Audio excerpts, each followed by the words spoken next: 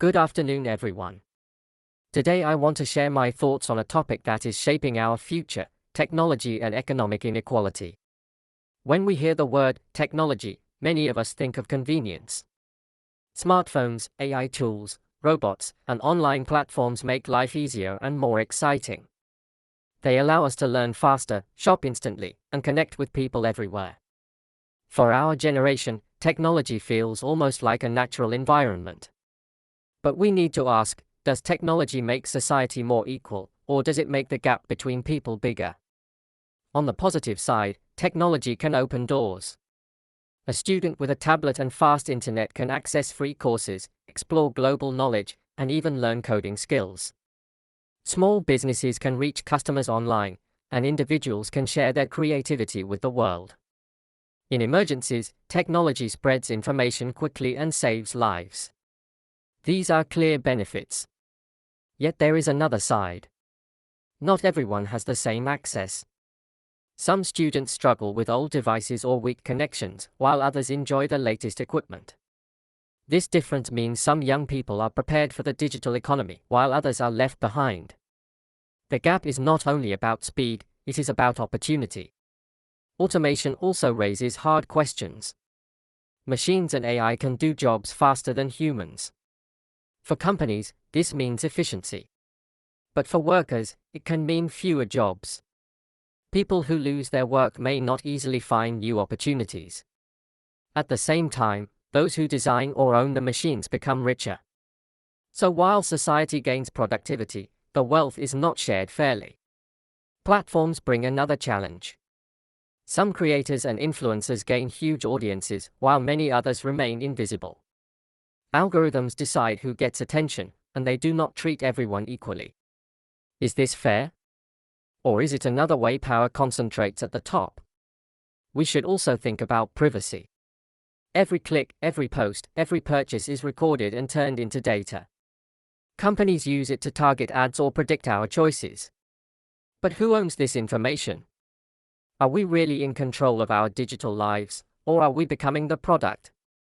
So, what should we do? I don't believe we should reject technology. It has too many benefits to ignore. But we should use it with awareness and responsibility. Schools should make sure that all students have equal digital access. Companies should be transparent about how algorithms work. Governments should support retraining programs for workers displaced by automation. And each of us should remember that technology is a tool, not a measure of human worth. In the end, technology is not good or bad by itself. It depends on how we, as a society, choose to use it. If we let it deepen inequality, the future will be divided. But if we use it to expand opportunity, it can help us build a fairer and more hopeful world. That is why I believe technology should be treated not just as an innovation, but as a responsibility we share.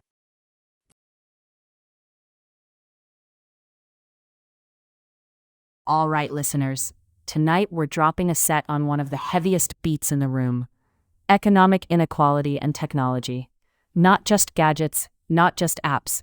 We're going DJ style, talking about the rhythm, the reach, and the reasons tech divides and unites.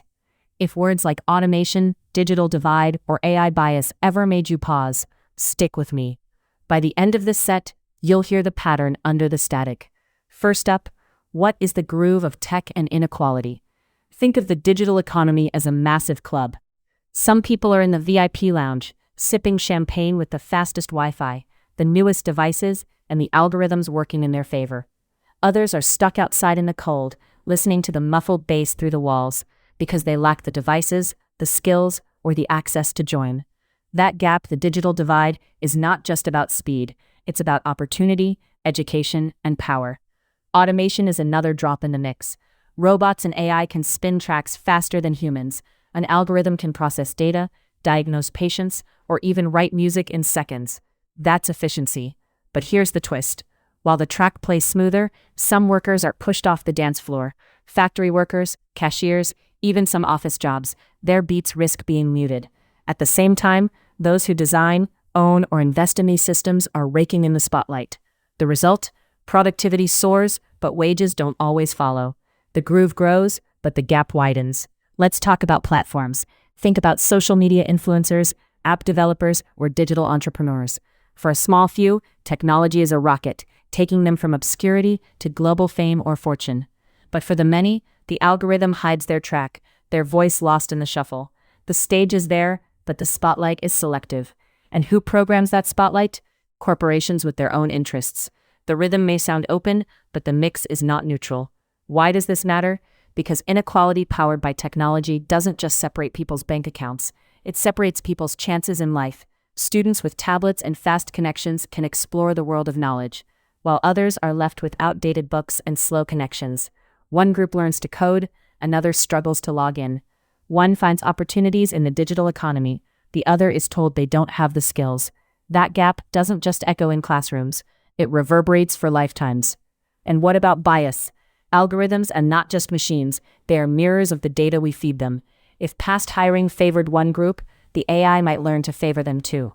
If online ads push higher paying jobs to some and not others, the algorithm is spinning inequality into the future. Left unchecked, these hidden beats can reinforce old divides in a new digital disguise. Energy too is part of the track. High-tech tools need massive data centers, consuming power and raising costs. Nations with resources can invest, others lag behind. Technology is not floating above society, it is rooted in who controls energy, labor, and infrastructure. So how do we remix the track? First, education. Tech literacy must be more than a privilege, it must be a public good. Every student deserves not just access, but guidance on how to use these tools critically. Second, transparency.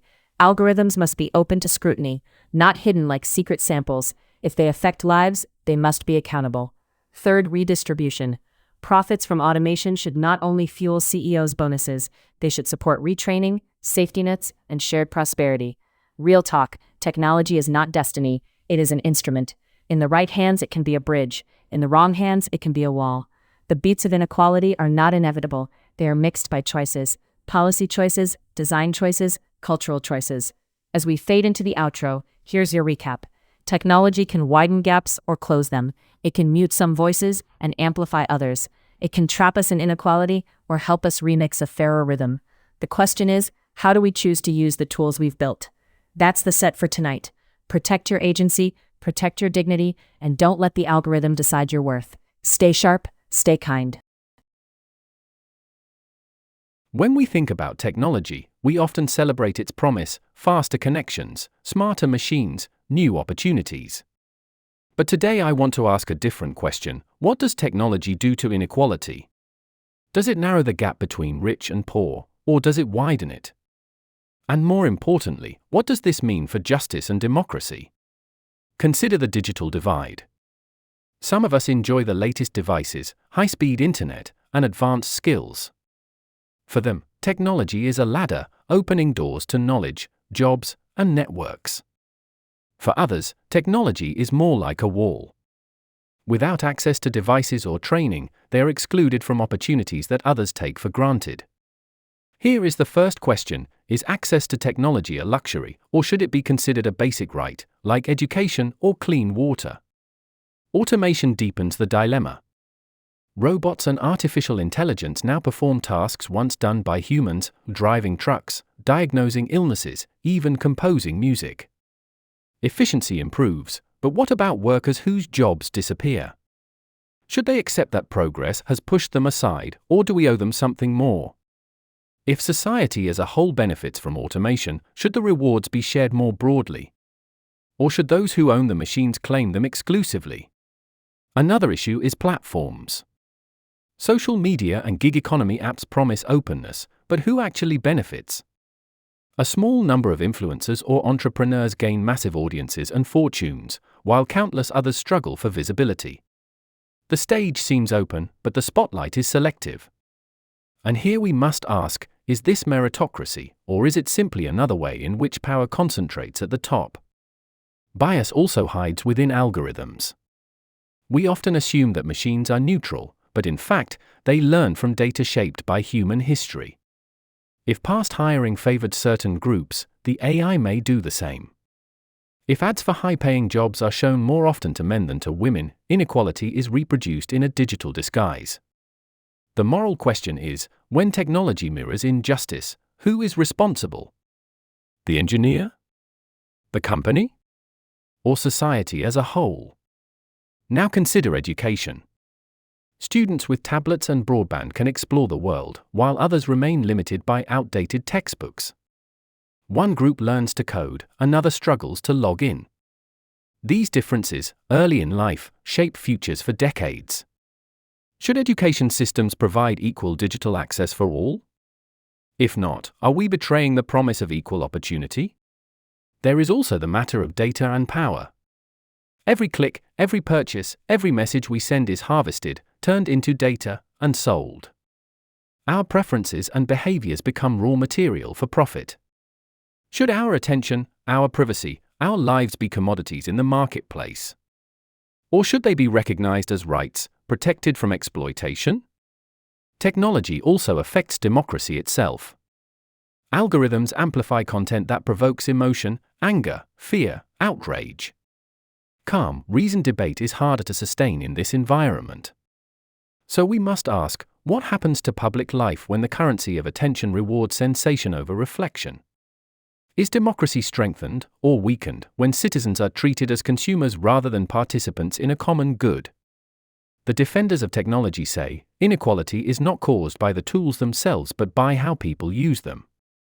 They argue that innovation always creates winners and losers, and that the market will sort it out. But is that enough? If we simply leave it to the market, will inequality continue to grow unchecked? History reminds us that new technologies always reshape society. The Industrial Revolution created massive wealth but also sweatshop and exploitation. Governments responded with labor laws, unions, and public schools. The lesson is that technology alone does not determine justice, society must choose how to govern its use. So the question for us is, what institutions, what policies, what values do we need to guide technology today? Should we tax automation profits to fund retraining programs? Should algorithms that affect hiring, lending, or policing be made transparent and subject to public oversight? Should internet access be treated as a public utility, guaranteed for all? These are not technical questions, they are moral and political questions. And here is the deeper challenge. Technology tempts us to think that efficiency is the highest good. Faster, cheaper, more convenient, that is the tune we often hear. But justice is not only about efficiency. It is about dignity, fairness, and shared responsibility.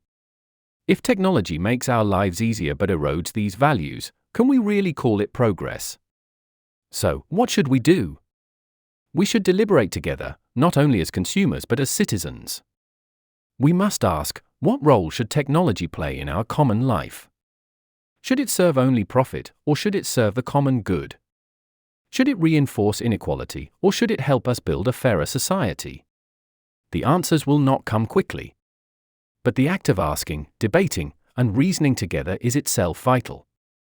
In an age when algorithms promise instant answers, perhaps the most important lesson is to resist that impulse, to practice patience, reflection, and civic dialogue. In the end, technology is not destiny. It is a tool.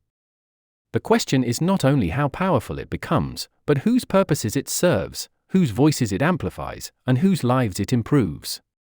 That is the challenge of our time, to ensure that technology does not simply accelerate inequality, but helps us remix the rhythm of justice for all.